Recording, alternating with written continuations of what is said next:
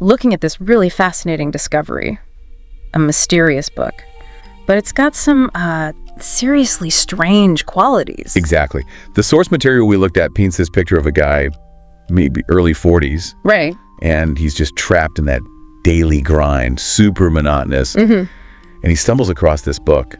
But not just, on a shelf in a regular bookstore. No. Where then? In a used bookstore, apparently hidden, behind a loose brick in the wall. Whoa. Okay, so like meant to be found, almost destiny or something. Kind of feels that way, doesn't it? And the book itself, well, it's odd from the get-go. How so? For starters, no title on the cover, which is weird enough. But then there's this detail.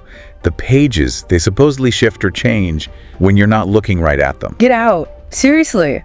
Like, it's alive. Maybe not alive, but definitely uncanny.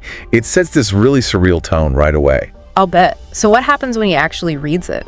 That's where it gets really personal. He starts reading, and he recognizes things, past events from his own life. Wow. Yeah, detailed right there on the pages. Yeah. It's not just some story, it's his story, his past. Okay, that's creepy. But you mentioned strange quirks. There's more, right? Oh yeah. This is where it goes from just odd to genuinely bizarre.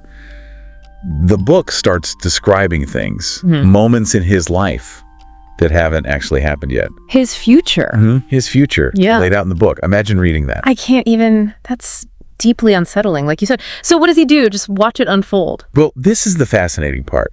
The sources suggest it's not quite that simple. His choices, the things he does after reading about the future, they seem to start influencing the narrative. Wait, influencing how? Like changing it? It seems that way. The lines get really blurry. It stops being just reading about a fixed future and starts feeling like interaction. Okay, let's unpack that a bit. So say the book predicts he wears a red shirt tomorrow. If he deliberately puts on a blue one instead, does the book change? Does that future he read about just rewrite itself based on what he did? That's the massive question hanging over everything, isn't it? Is the book just predicting what was always going to happen? Or is it somehow shaping his reality as he interacts with it? Man, that's a head scratcher. Prediction versus control. Exactly. It's the core mystery.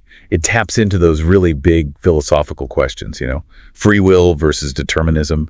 Are we making choices, or is it all laid out? This book is like a tangible, fictional exploration of that. And the real kicker, the thing that makes you lean in, is what happens or what might happen when he tries to take even more control. You mean like trying to actually write in the book himself, to edit his own story, literally. Precisely. That act.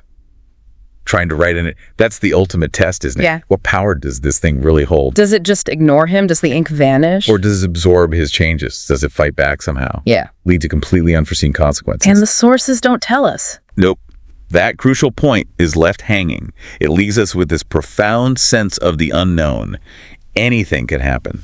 So we end up with this incredible puzzle, a book that mirrors your past, seems to predict your future, and might even react to your present actions. It really makes you question, reality itself. It absolutely does. Yeah. And thinking about this narrative that seems to, anticipate or maybe even shape what happens. Yeah. It leaves a pretty compelling question for you, the listener. Right, is. If you found a book like that, what would you do? Would you even dare to look ahead? Would you try to change things? And maybe the biggest question, would you even want that kind of knowledge or power? Right?